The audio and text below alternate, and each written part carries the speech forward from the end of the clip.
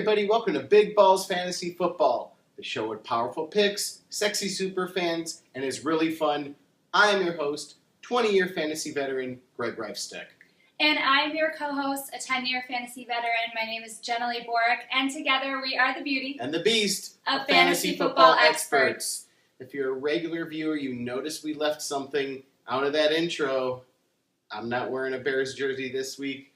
Jenilee's not wearing her Bears colors. Zoe, our wonder dog, is not even wearing her Bears jersey because, damn it, Jay Cutler, why can't you beat the Packers? Why do you let it get in your head all the time? First half looked good. Second half, picks. What's your pick quotient with Jay Cutler? It needs to be a 2-to-1 touchdown to interception ratio, which he did through week 2 and 3. He actually had 0 picks through week 2 and 3. And again, he plays the Packers and just these terrible interceptions. Now, I will say that one of them seemed to look like Brandon Marshall's fault. And actually, Trestman said in the press conference that it was Marshall's fault. He said he ran the wrong route. Yeah. So that one maybe can't put on Cutler as much. The other one, a little bit of freak play because it popped up in the air for so long. But he was trying to fit it in, I think, to way too tight of a window. I didn't like that throw. Nobody liked that second one. And you bring that up, and I wasn't even going to address this, but hey, all the Bear fans getting and the sports writers getting their panties in a bunch about Trestman calling out Marshall. Marshall's a damn professional. When you have a job and you fuck up on your job, guess what? Your boss is going to walk up to you and say, hey, you fucked up, but I'm going to give you another chance. And of course, he's Trestman's guy.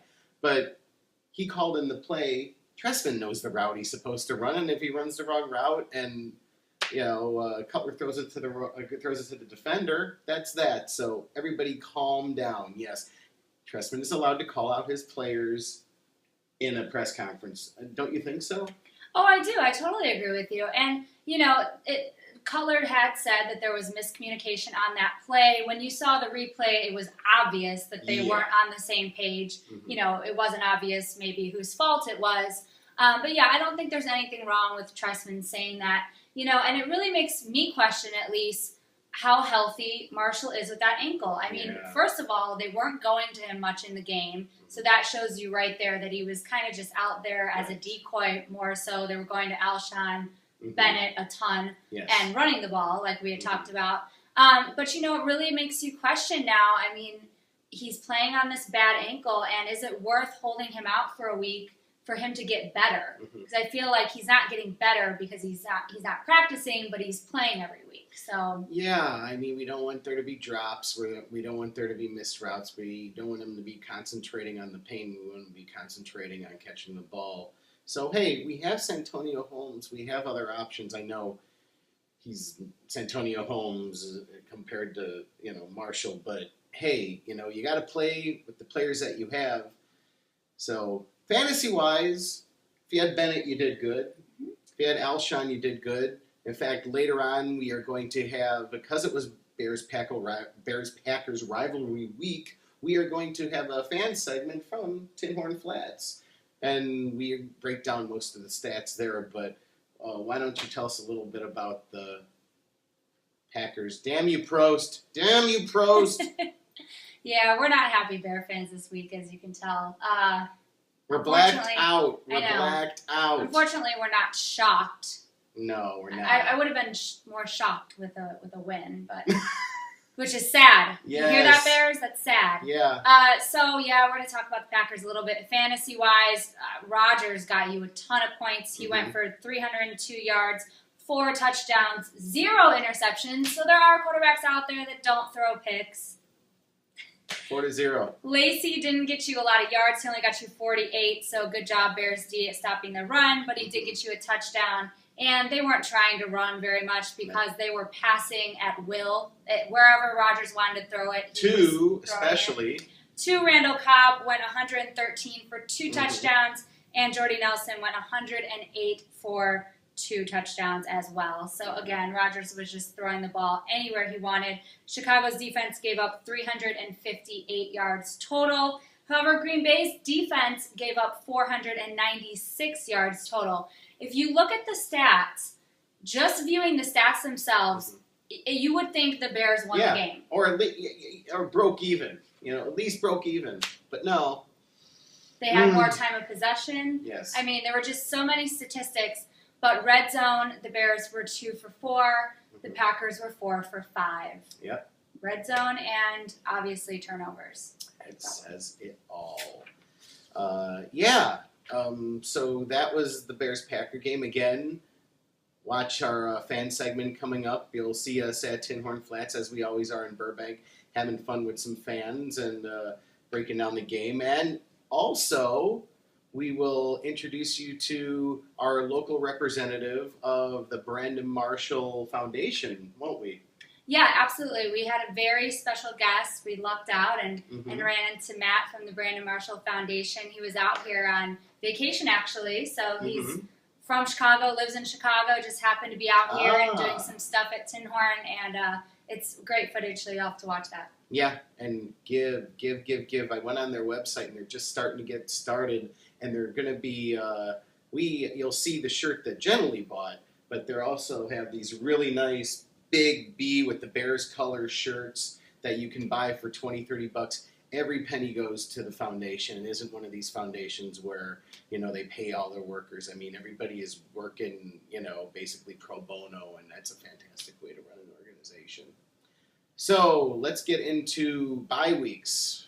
Everybody's going to have not as much bye week trouble as last week with 6 teams, and you're like, we only said 5 on the show, but there were 6. And a lot of people had bye week trouble, and I went 2 for 2 in my leagues, in my 4 leagues, because I was 3-0 in 2 of them and 1-2 in the other ones, and now I'm 2-2 and 3-1 because of bye week insanity.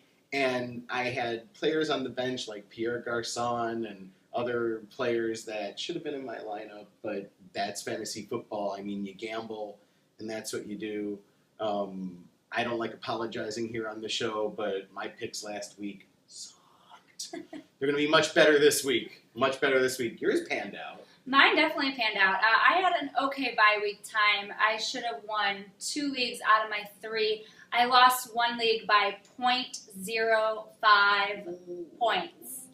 0.05. I got a tackle for loss taken away from my defense in stat corrections. I had New England's crappy, shitty defense this week. And I had LaShawn McCoy do absolutely nothing. So that one hurt. That one was painful. But the other one, I balled out. I had the Giants tight end, Donnell, who went off. I had Asiata, who went off. So I picked up some good people in my bye week, and I survived. Yeah, Donald. Wow. That was like, I'm at the bar, I'm watching the game, I'm boxing her, and I'm like, what's with this Donald guy? And she, oh, you mean the tight end that I picked up off the waiver wire that's balling out for me? I'm like, everybody at the bar is looking at their fantasy stuff going, who the fuck, Hey, I got my first win in that league. I am in one of those positions, I know we talked about it on a different show, but I have the most points scored against me in one league and the second most points scored against me in both other leagues. So everyone is just balling when they play me. So I'm hoping that this week and on the rest of the season goes a little better. Definitely.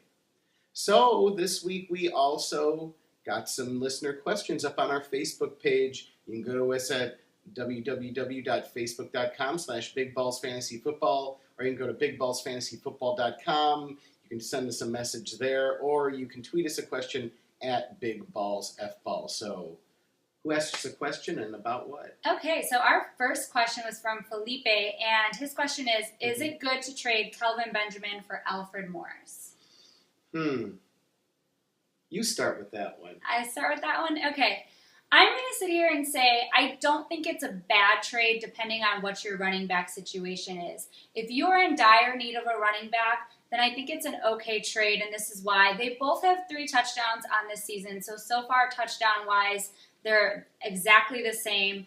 Now, you do have to think, if you do get Morris, he's got Seattle's defense and Arizona's defense coming up in the next 2 weeks. So those 2 weeks might not pan out for you. You might be like, why did I do this? But then after that, he has Tennessee, Dallas, and Minnesota.